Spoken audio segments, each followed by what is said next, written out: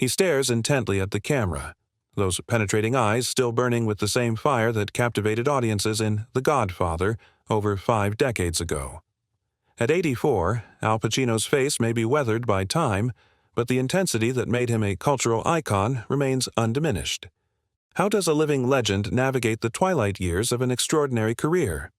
What happens when one of cinema's most electrifying performers confronts mortality while still creating art? And what can his journey teach us about aging with purpose in a youth-obsessed industry?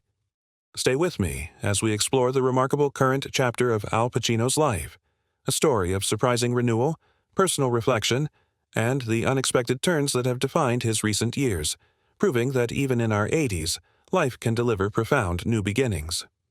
In 2025, Al Pacino stands at a fascinating crossroads, an 85-year-old Hollywood legend experiencing an unexpected personal and professional renaissance.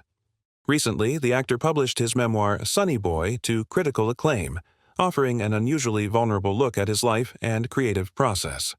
Professionally, he's defying Hollywood's typical treatment of aging actors by maintaining a packed schedule with 9 film projects either completed or in post-production. Most remarkably, at 83, Pacino became a father again when he and girlfriend Noor Al-Falah welcomed son Roman in June 2023, making headlines worldwide. This convergence of late career reflection and new beginnings has transformed Pacino into something of a cultural curiosity. How does someone navigate such dramatic life changes in their 80s? His situation raises profound questions about aging, legacy, and the human capacity for renewal at any stage of life. As mortality becomes an increasingly present reality, Pacino appears determined to make the most of whatever time remains, working at what his friends describe as a breakneck pace, while embracing the joys and challenges of being a new father at an age when most men are long retired.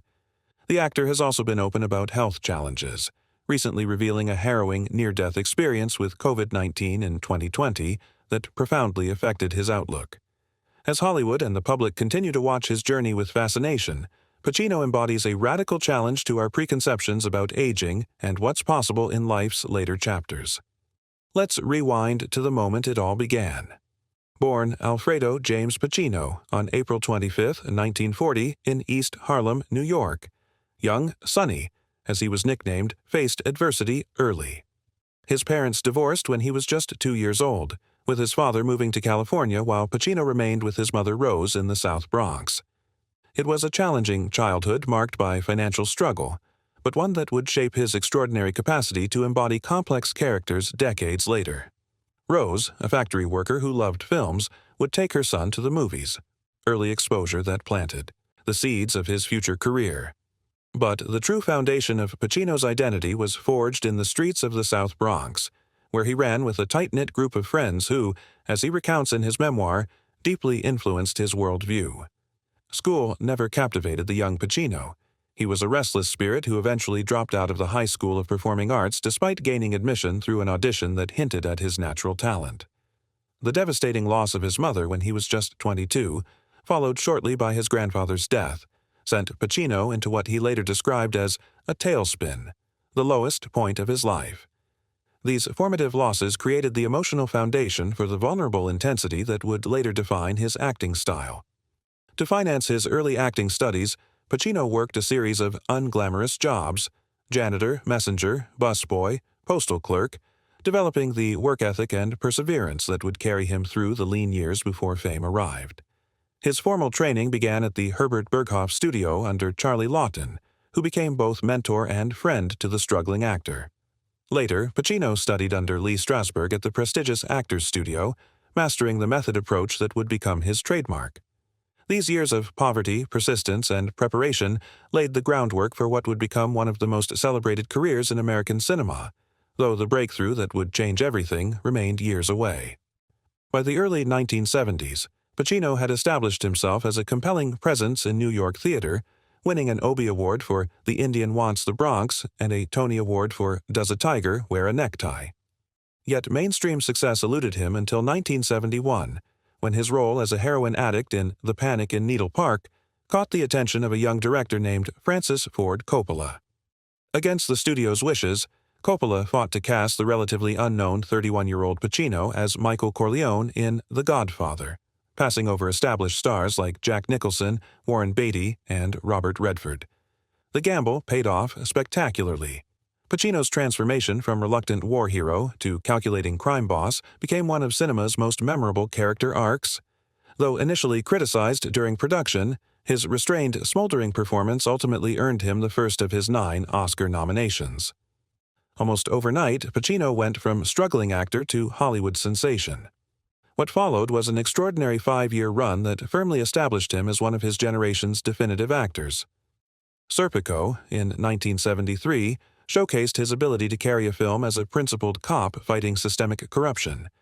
His reprisal of Michael Corleone in The Godfather Part II in 1974 deepened the character to chilling effect. Then came Dog Day Afternoon in 1975, where his portrayal of bank robber Sonny Wartzik demonstrated remarkable range, moving from manic energy to tender vulnerability.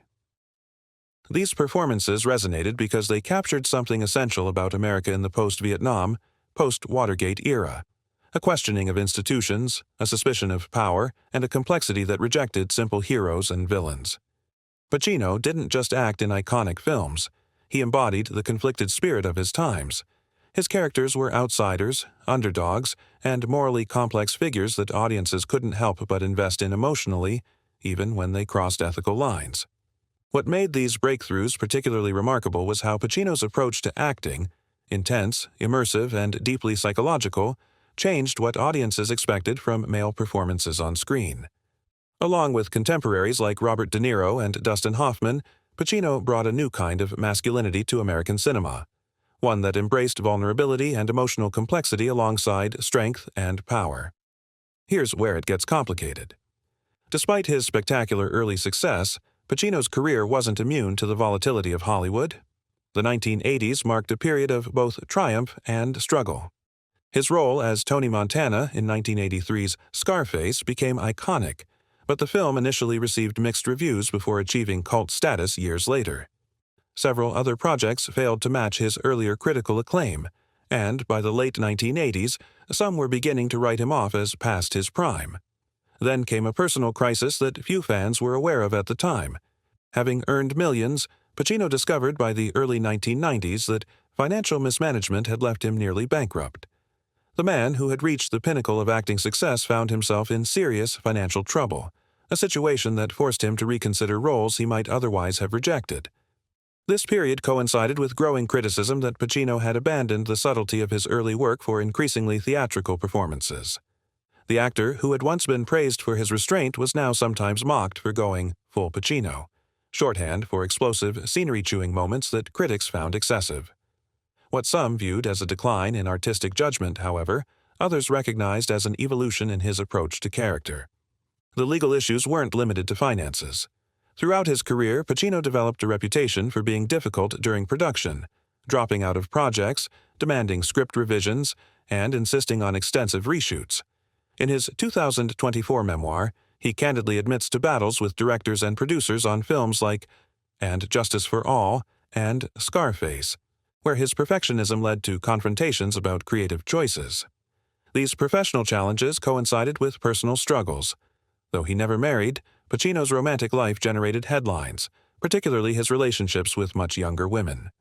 His on-again, off-again relationship with actress Diane Keaton ended after The Godfather Part II, and subsequent relationships with Tuesday Weld, Martha Keller, and others followed a pattern of intensity followed by breakups. While he maintained privacy about his personal life, the absence of lasting partnership became a subject of speculation. Perhaps most significantly, Pacino struggled with the fame that his talent had earned him. In interviews from this period, he often described feeling uncomfortable with celebrity and the expectations that came with it. "It's hard to explain in today's world," he later reflected, "the bolt of lightning that it was. I felt like all of a sudden some veil was lifted and all eyes were on me. The Godfather gave me a new identity that was hard for me to cope with." This constellation of professional setbacks, financial troubles, and personal challenges created a perfect storm that threatened to derail one of Hollywood's most brilliant careers.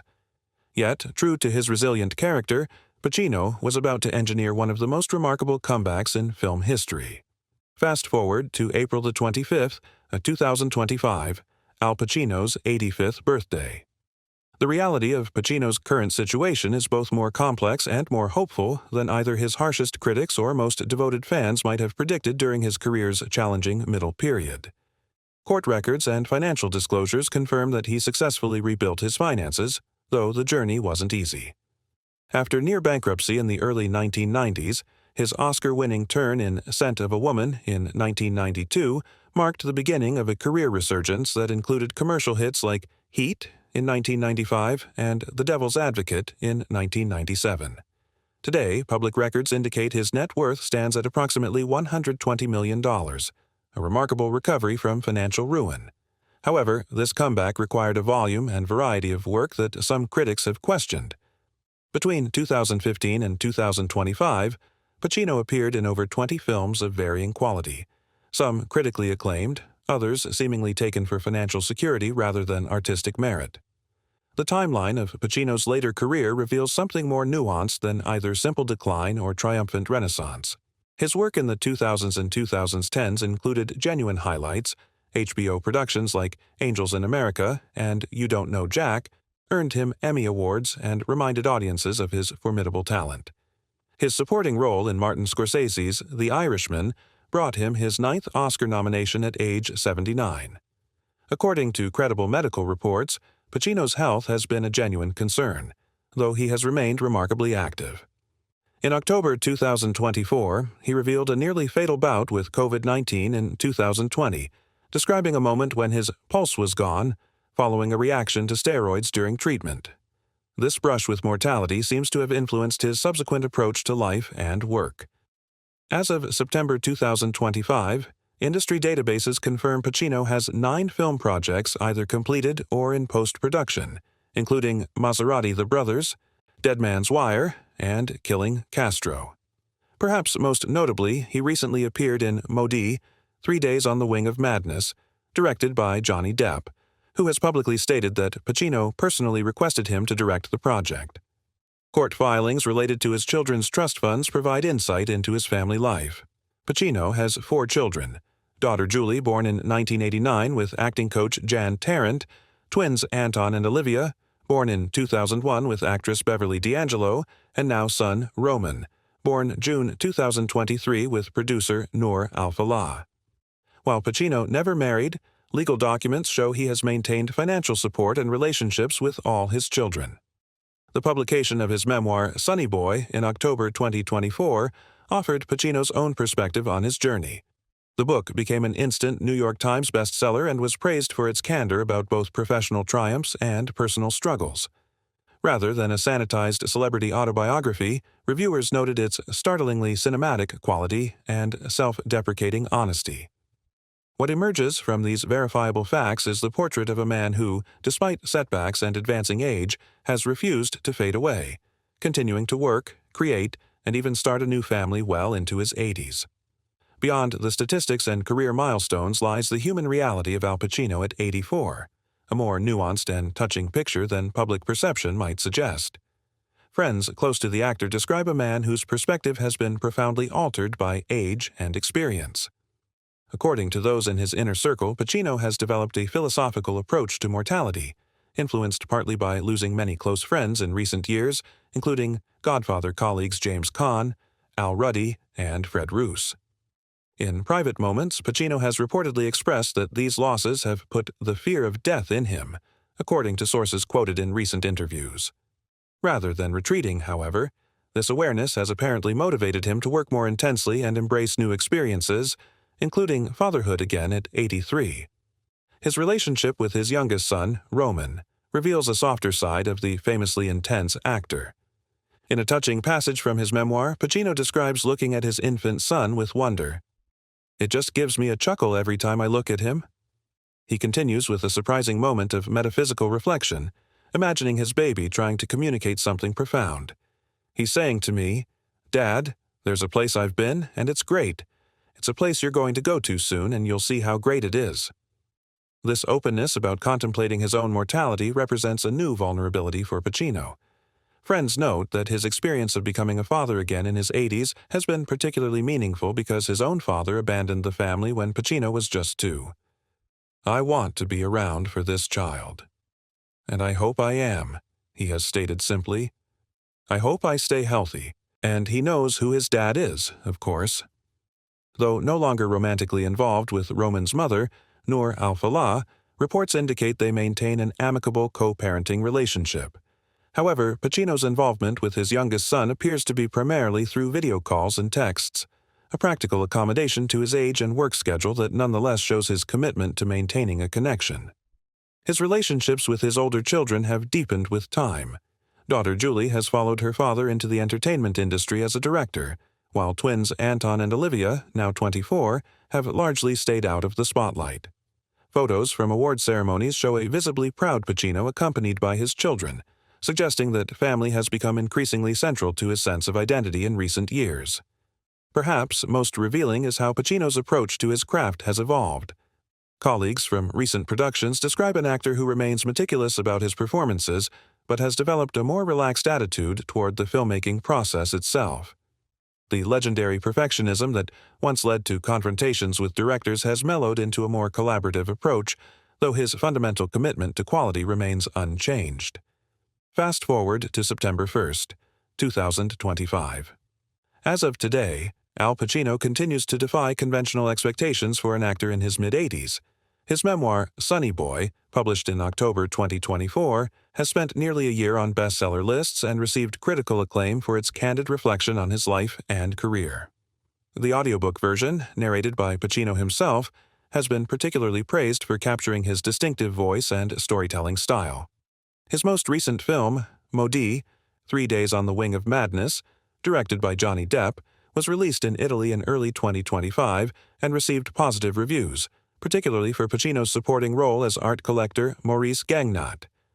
The film is scheduled for U.S. release in December 2025. Additionally, he has completed work on several major projects including Maserati The Brothers with Anthony Hopkins and Dead Man's Wire with Coleman Domingo, both slated for release in early 2026. Industry insiders confirmed that despite his age, Pacino continues to receive offers and is actively considering new roles.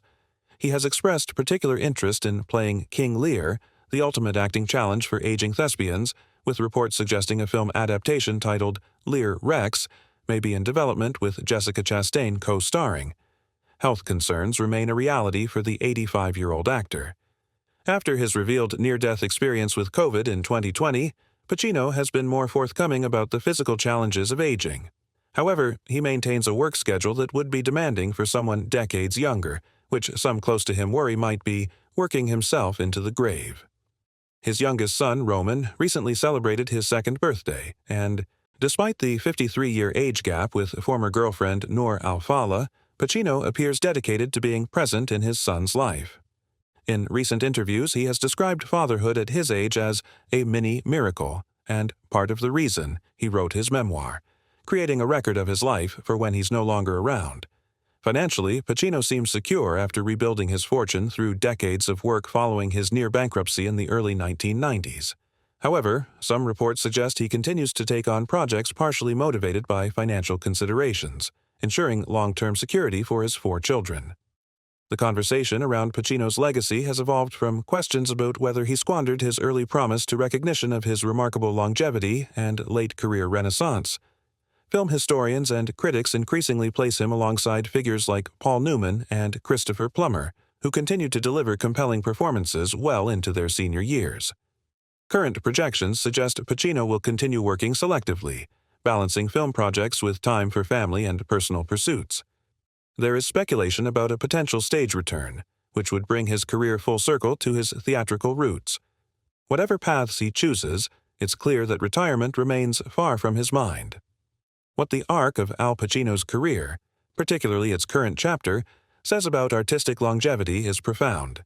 In an industry notorious for discarding talent as it ages, Pacino has demonstrated that creative evolution need not have an expiration date.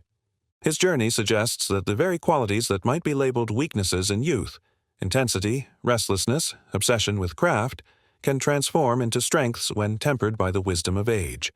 Pacino's persistence through financial ruin, critical dismissal, and the natural challenges of aging offers a masterclass in resilience. His willingness to reinvent himself, from the smoldering restraint of his early work to the operatic intensity of middle career to the nuanced reflection of his recent performances, demonstrates that artistic growth doesn't end at some predetermined peak, but continues as long as curiosity and courage remain. Perhaps, most significantly, Pacino's late-life embrace of new beginnings, from fatherhood at 83 to candid memoir writing at 84, challenges our cultural assumptions about what's possible in life's final chapters. In a youth-obsessed society that often views aging as decline, his example suggests something more complex and hopeful, that even as physical vitality diminishes, the capacity for emotional growth, creative expression, and meaningful connection can endure and even deepen. The man who once portrayed Michael Corleone's tragic transformation has, in his own life, refused tragedy's gravitational pull. Instead, Pacino, at 85, embodies a different narrative, one where the third act isn't about resignation but reinvention, where vulnerability becomes not weakness but strength. His journey reminds us that our stories aren't predetermined by our past or limited by our age, but remain open to revision as long as we have the courage to keep turning the page. As the camera pulls back, we're left with the image of Al Pacino at 84, still working, still creating, still beginning anew even as the shadows lengthen. His story isn't merely about Hollywood stardom, but about the resilience of the human spirit and the endless possibilities that remain open to us, regardless of age or circumstance. If you found this exploration of Al Pacino's remarkable journey illuminating, please consider subscribing to our channel for more in-depth profiles of cultural icons past and present. Hit the like button if this story moved you, and share it with someone who might find inspiration in Pacino's ongoing reinvention. Until next time, remember that it's never too late to write a new chapter in your own story.